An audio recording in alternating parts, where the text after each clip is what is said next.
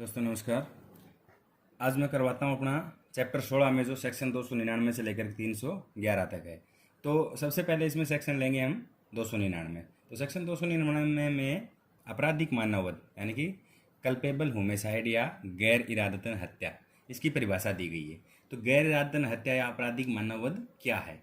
तो इसको सिंपल भाषा में समझे तो जो कोई व्यक्ति इच्छापूर्वक इस बात का ज्ञान रखते हुए कि ऐसा करने से मृत्यु हो सकती है या ऐसी शारीरिक क्षति करने के आशय से जिससे मृत्यु होना संभव हो, ऐसा कार्य करके मृत्यु कर देता है, तो वह गैर इरादतन हत्या कहलाएगी या आपराधिक मानववध कहलाएगा। मतलब इसके अंदर मुख्य रूप से 3 बातें आती है। नंबर 1 कि मृत्यु करने का आशय होना चाहिए। दूसरा, शारीरिक क्षति, मतलब किसी प्रकार की शारीरिक क्षति करना का हो और उससे मृत्यु हो जाए, और उसे इस बात का ज्ञान होना चाहिए कि इससे मृत्यु हो सकती है, तो वो आपराधिक मानववध कहलाएगा। अब हत्या है जो, मतलब हर एक जो हत्या है उसके अंदर आपराधिक मानववध होता है। मतलब जो सेक्शन 302 वाला जो मैटर है उसमें प्रत्येक में मानववध होता है। लेकिन ये जो कंडीशन जो नीचे अभी बताऊंगा 5 कंडीशन, इनके अंदर क्या है कि जो हत्या है वो आपराधिक मानववध कहलाएगी।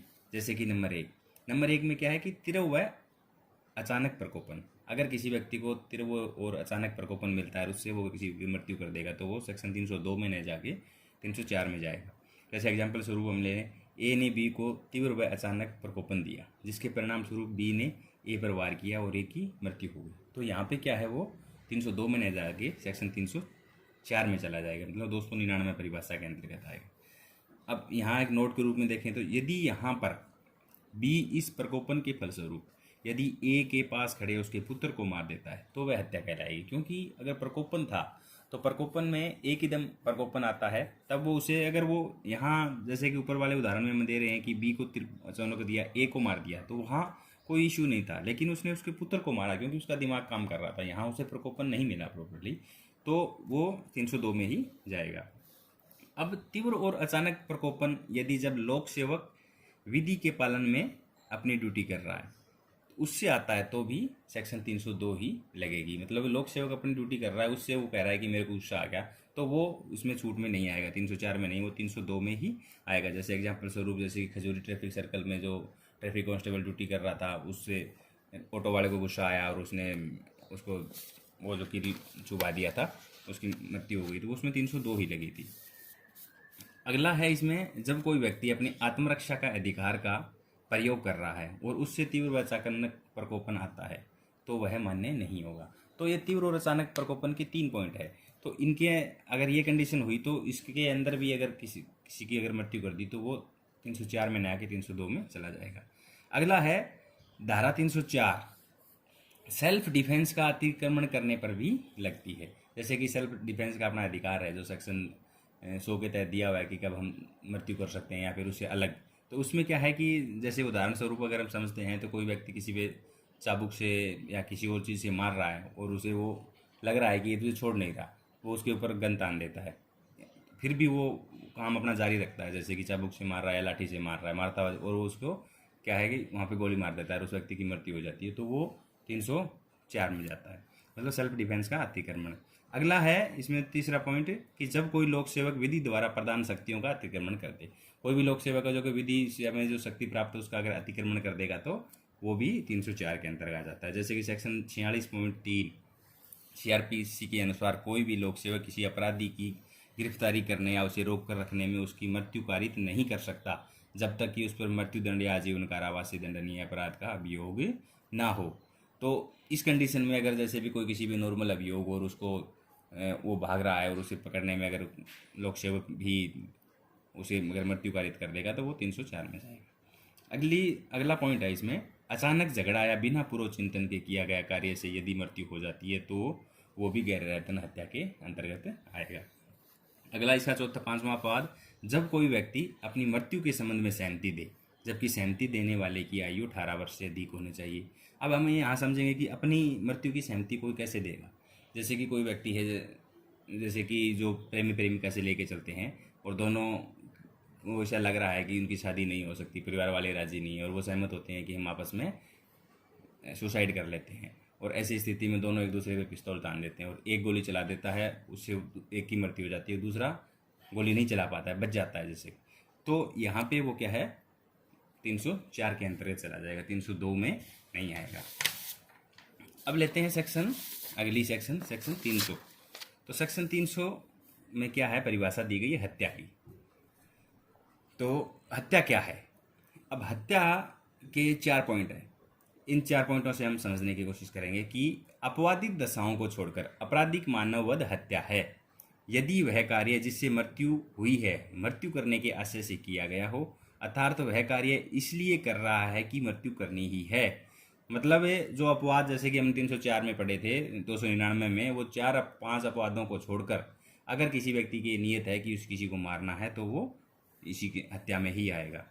यदि वह कार्य ऐसी शारीरिक क्षति करने के आशय से किया गया है जिससे करने वाला यह जानता है कि इससे मृत्यु होने की पूरी संभावना है, तो भी वो हत्या के अंदर ही आएगा। जैसे कोई बीमार और कमज़ोर व्यक्ति है, उसे गुस्से से मार दे क्योंकि उसे पता था कि उसे गुस्से मारने से उसकी मृत्यु हो जाएगी।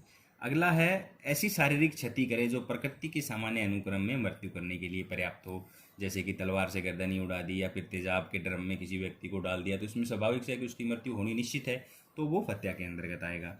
अगला है इसमें यदि कार्य करने वाला व्यक्ति यह जानता है कि वह कार्य इतना खतरनाक है कि मृत्यु कर ही देगा, तो वो सेक्शन 302 के अंदर ही आएगा। मतलब जैसे कि पिस्तौल से गोली मार रहा है किसी व्यक्ति को, तो स्वाभाविक सी बात है गोली लगने से व्यक्ति की मृत्यु हो जाती है। तो ये अगर चारों काम हैं तो वो 300 सेक्शन के अंतर्गत, परिभाषा के अंतर्गत आएगा, वो हत्या का अपराध बनेगा। अब एग्जाम्पल स्वरूप लें तो यह को मार डालने के आशय से कै उस पर गोली चलाता है और यह मर जाता है, तो यह हत्या का अपराध करता है, स्वाभाविक सी बात है। अब अगला एग्जाम्पल हम समझते हैं, जब कोई तांत्रिक भूत प्रेत या फिर प्रेत आत्मा उतारने के लिए उसकी पिटाई करे और उसके परिणाम स्वरूप मृत्यु कारित कर दे, तो वह सेक्शन 304 आईपीसी का अपराध बनता है। इसमें 302 में नहीं बनता। हालांकि उसको ज्ञान है कि इससे पिटाई से आदमी की मृत्यु हो सकती है, लेकिन इसमें क्या है कि उसको आशय नहीं था यहाँ मारने का, तो वो 304 में जाता है, 302 नहीं बनती यहाँ पे। अगला एग्जाम्पल लेते हैं कि यदि कोई नवजात शिशु माँ के गर्भ से बाहर आ रहा है और शरीर का कोई अंग बाहर आ चुका हो, तब माँ के ऊपर कोई हमला करे और बच्चे की मृत्यु हो जाए, तो वो कल्पेबल होमिसाइड यानी कि आपराधिक मानववध के अंतर्गत आएगा और 304 लगेगी। और यदि कोई अंग बाहर नहीं आया हो तब बच्चा मर जाए, तो वो सेक्शन 304 की बजाय सेक्शन 316 आईपीसी लगेगी। एक एग्जाम्पल और लेते हैं इसमें, एक गड्ढे पर लकड़ियां और घास इस आशय से बिछाता है कि इससे वह ये की मृत्यु कर देगा या ये की मृत्यु होने की संभावना है। अब ये उस जगह को सुदृढ़ भूमि समझकर चलता है और गड्ढे में गिर जाता है और मारा जाता है, तो यहाँ पे 304 आईपीसी का अपराध बनता है, क्योंकि इसमें संभावना है कि हो सकता है वो बच भी जाए। और यहीं पे अगर जैसे कि वो गड्ढा है उसने बना रखा है और उसके अंदर जैसे कि नुकीले सरिये लगा रखे हैं या तलवार लगा रखी है कि उसमें गिरेगा, गिरते ही वो तलवार उसके पेट में घुस जाएगी, तो उसके अंदर वो 304 न लग के 302 में कन्वर्ट हो जाएगा। अगला है इसमें एक एग्जाम्पल और लिया कि ए यह जानता है कि बी झाड़ी के पीछे बैठा है जबकि सी नहीं जानता। अब ए सी को झाड़ी पर गोली चलाने के लिए उत्प्रेरित करता है, इसके परिणाम स्वरूप सी बी को मार डालता है। अब यहाँ सी हो सकता है कि किसी अपराध का दोषी नहीं हो, किंतु ए 304 आईपीसी का दोषी होगा, क्योंकि अब झाड़ी में मारने में गोली में 1% संभावना ये है कि हो सकता है वो ना भी मरे। हालांकि संभावना है मरने की, लेकिन बचने की भी संभावना है, तो यहाँ 302 नहीं बनेगी। अब लेते हैं अगली सेक्शन 301। तो सेक्शन 301 क्या है? सेक्शन 301 क्या कहती है कि जिस व्यक्ति की मृत्यु करना चाहता हो उससे भिन्न व्यक्ति की मृत्यु होने पर, या जिस व्यक्ति का आपराधिक मानववध करना चाहता था उससे दूसरे व्यक्ति का मानववध होने पर ऐसा समझा जाएगा कि उसी का मानववध या आपराधिक मानववध हुआ है। मतलब ये एक प्रकार की परिभाषा हो गई, जैसे कि व्यक्ति का इरादा था मारने का ही, और हालांकि जिसको मारना था वो नहीं मरा, दूसरा मर गया, तो भी उसके ऊपर वही अपराध से दंडित होगा जैसे कि उसने उसी को मार दिया हो। एग्जाम्पल स्वरूप ए ने बी को मारने के लिए गोली चलाई, लेकिन गोली सी को लग गई और सी की मृत्यु हो गई। अब यहाँ ए ने हत्या का अपराध किया है। यह है सेक्शन 301। अब लेते हैं सेक्शन 302। सेक्शन 302 में हत्या का दंड दिया गया है, और 302 में हत्या का दंड है मृत्युदंड या आजीवन कारावास और जुर्माना। अब सेक्शन अगली है सेक्शन 303। सेक्शन 303 क्या कहती है कि आजीवन सिद्ध दोष व्यक्ति द्वारा हत्या करने पर दंड है। मतलब कोई व्यक्ति को पहले से ही आजीवन कारावास की सज़ा मिल चुकी है और अगर वो किसी की हत्या कर देता है तो उसे मृत्युदंड ही दिया जाएगा। लेकिन वर्तमान में यह धारा असंवैधानिक हो चुकी है, तो इस धारा का कोई औचित्य नहीं है। अब नेक्स्ट सेक्शन है सेक्शन 304। सेक्शन 304 क्या कहती है? आपराधिक मानववध के लिए दंड। तो आपराधिक मानववध का दंड क्या है? इसमें दो टाइप में आपराधिक मानववध का दंड दिया गया है। यदि मृत्यु ऐसी शारीरिक क्षति से करे जिससे जान जा सकती है और उसका आशय भी जान लेने का था, तो इसमें 10 वर्ष और आजीवन कारावास की सज़ा का प्रावधान है। और दूसरा, यदि ज्ञान है, उसे पता है कि हो सकता है कि इससे जान जा सकती है, इससे मृत्यु हो सकती है, लेकिन आशय जान लेने का नहीं था, तो इसमें सज़ा क्या है? 10 साल की। जैसे कि आशय कैसे नहीं था? जैसे कि इसमें उदाहरण स्वरूप सपेरे द्वारा सांप से कटवाना, भूत प्रेत उतारने वाले, या फिर बाजीगर जैसे किसी वो रखता है सिर के ऊपर, उससे काटने में उसे पता है कि हो सकता है अगर चूक हो गई तो मृत्यु हो सकती है, लेकिन फिर वो भी क्या है? इसके दूसरे पार्ट में चला जाएगा। इसमें 10 साल की सज़ा का प्रावधान। अब अगली सेक्शन लेते हैं, सेक्शन 304A। सेक्शन 304A क्या कहती है? सेक्शन 304A क्या कहती है कि लापरवाही या उतावलेपन से मृत्यु कर देना। मतलब जो कोई लापरवाही या उतावलेपन से ऐसी मृत्यु करेगा जो आपराधिक मानववध में नहीं आती है, तो 2 वर्ष के कारावास या जुर्माने से दंडित किया जाएगा। जैसे कि हवालात के अंदर कोई मुलजिम बंद है और वो फांसी खा लेता है। अब वहाँ संतरी जो था जिसकी ड्यूटी लगी हुई थी वो वहाँ पे मौजूद ही नहीं था, तो यहाँ पे हवालात का जो संतरी है उस पर सेक्शन 304A का अपराध बनेगा, क्योंकि उसने लापरवाही की, उसका जिम्मेदारी थी कि उसकी ध्यान रखे। तो और जैसे कि एक्सीडेंट से किसी की मृत्यु हो जाती है तो वो भी सेक्शन 304 के अंतर्गत आएगा। और जैसे कि हमने पढ़ा है सेक्शन 272, जिसमें खाद्य पदार्थों में मिलावट कर रहा है कोई, उससे मिलावटी सामान से किसी की मृत्यु हो जाती है। या फिर सेक्शन 284 से लेकर 289 तक हमने पढ़ी थी काफ़ी किस्म की लापरवाही कि जहरीले पदार्थ, मशीनरी, जीव जंतु आदि के संबंध में, इससे अगर किसी की मृत्यु होती है तो वो भी सेक्शन 304A के अंदर जाता है। इसमें जैसे कि गली के अंदर कोई व्यक्ति गाड़ी चला रहा है और वहाँ पे काफ़ी लोग घूम रहे हैं और वह जानता है कि कोई भी बाहर निकल सकता है जिससे उसकी मृत्यु हो सकती है, तो यहाँ पर क्या है कि 304A नहीं लगेगी। जबकि यही अगर सामान्य रोड पर रश ड्राइविंग कर रहा है और ऐसा सोच रहा है नहीं कुछ नहीं होगा, मैं बहुत अच्छा ड्राइवर हूँ, उससे अगर वो किसी का एक्सीडेंट हो जाता है, किसी के अचानक किसी की मृत्यु हो जाती है, तो वो 304A में चला जाए, क्योंकि उसमें क्या है कि ज्ञान होना जरूरी है। अब अगला एग्जाम्पल लेते हैं इसमें। तो ए ने बी को गुस्सा मारा और बी बेहोश होकर गिर गया और ए ने सोचा कि वह मर गया और ए ने उसको प्लास्टिक में पैक करके नाले में डाल दिया। अब पोस्टमार्टम रिपोर्ट आई कि बी की मृत्यु नाले में डूबने से हुई है। अब यहाँ पे क्या अपराध बनेगा? तो यहाँ पे अपराध बनेगा सेक्शन 304 IPC का, और 304 का जो दूसरा पार्ट वाला जो हमने जो पढ़ा था जिसमें कि मारने का आशय नहीं था बल्कि किसी की मृत्यु हो गई, तो वो यहाँ पे 304A नहीं आएगी, 304 ही लगेगी इसमें। अगला एक एग्जांपल और लेते हैं कि जैसे कि 2 दोस्त थे, उनमें से एक नया पिस्टल लेकर आया और दूसरे से बोला चलो तुम्हें पिस्टल दिखाता हूँ, और मजाक में उस पर पिस्टल तान देता है कि तुम्हें मार दूंगा, और गोली चल गई इससे और दूसरे दोस्त की मृत्यु हो गई। अब यहाँ पे वो क्या है कि लापरवाही के अंतर्गत आएगा और लापरवाही में सेक्शन 304A लगेगी इस पर। अब अगली सेक्शन है सेक्शन 304B। तो 304B में क्या है? दहेज मृत्यु। दहेज मृत्यु क्या है? जब किसी औरत की शादी के 7 साल के अंदर सामान्य परिस्थितियों से हटकर मृत्यु हो जाती है, मतलब ये ध्यान रखें कि सामान्य परिस्थितियों में मौत नहीं होनी चाहिए, और तफ्तीश के दौरान पता चलता है कि उस औरत को उसकी मृत्यु से पूर्व उसके पति या उसके रिश्तेदारों द्वारा उसके साथ दहेज को लेकर क्रूरता की गई थी, जो यह दहेज हत्या कहलाएगी। क्रूरता मतलब सेक्शन 498A में हमने पढ़ा है, चाहे शारीरिक हो चाहे मानसिक हो किसी भी प्रकार की। तो दहेज हत्या के आवश्यक तत्व क्या क्या है? तो पहला, महिला की मृत्यु क्या है कि अप्राकृतिक दशा में जलने से या फिर किसी शारीरिक चोट के कारण होनी चाहिए, नंबर 1 तो अप्राकृतिक दशा। दूसरा क्या है कि उसकी शादी के 7 साल के अंदर अंदर उसकी मृत्यु होनी चाहिए। तीसरा क्या है कि मृतक महिला को उसके पति या उसके रिश्तेदारों द्वारा प्रताड़ित, यानी कि क्रूरता जो सेक्शन 498A वाली है, प्रताड़ित किया गया हो, और ऐसी जो क्रूरता है दहेज की मांग को लेकर की गई है तो ये कहा जाएगा कि वो दहेज मृत्यु है। अब इसके साथ में एक सेक्शन 113B जो आती है वो क्या कहती है, वो एविडेंस एक्ट की जो है सेक्शन 113B कि न्यायालय ये उपधारणा करेगा कि यह दहेज हत्या ही है। मतलब अगर ये कंडीशन क्रिएट हो रही है न्यायालय के सामने कि 7 साल से कम है शादी के और अप्राकृतिक दशा में उसकी मृत्यु होगी, बेशक चाहे उसे किसी भी प्रकार की क्रूरता वगैरह ना हुई हो, तो फिर भी क्या है, न्यायालय शुरू में यही मान के चलेगा कि उसकी दहेज हत्या हुई है। अब जब तक यह पता नहीं लगता है कि मृत्यु कैसे हुई है तब तक दहेज हत्या का ही मुकदमा चलेगा। और बाद में अगर तफ्तीश में ऐसा पता चल जाता है कि उसकी जो मृत्यु है या तो उसके पति या रिश्तेदारों ने उसे जला के मार दिया या फिर उन्होंने खुद फांसी पर चढ़ाया था, फांसी लगा दी थी, तो वो क्या है, फिर दहेज हत्या का जो मुकदमा है वो हत्या की तरफ कन्वर्ट हो जाएगा, जैसे कि 304B लग जाएगी। अब है अगली सेक्शन 305। तो सेक्शन 305 क्या कहती है कि बच्चे या पागल व्यक्ति को आत्महत्या करने के लिए दुष्प्रेरण करना।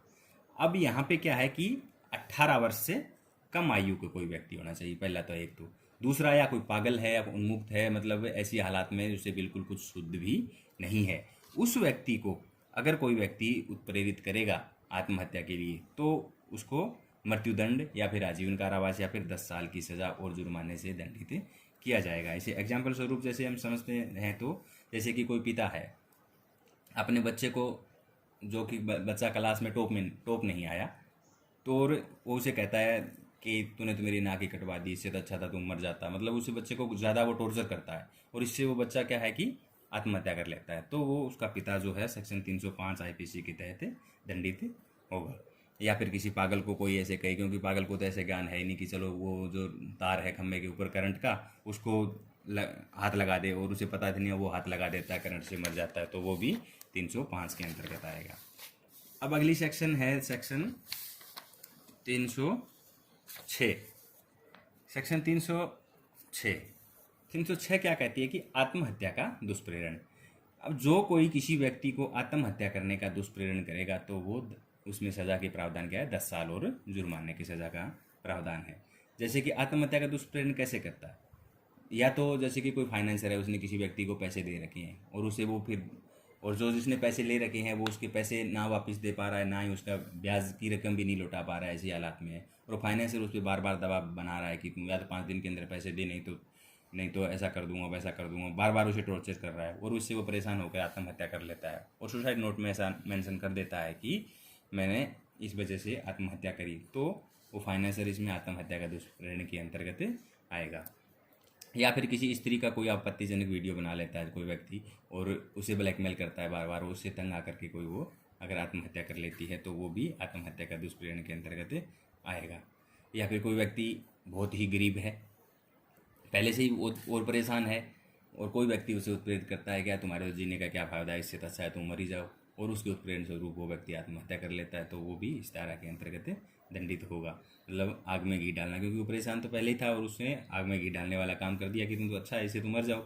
अब है अगली सेक्शन 307। सेक्शन 307 क्या कहती है, हत्या की कोशिश।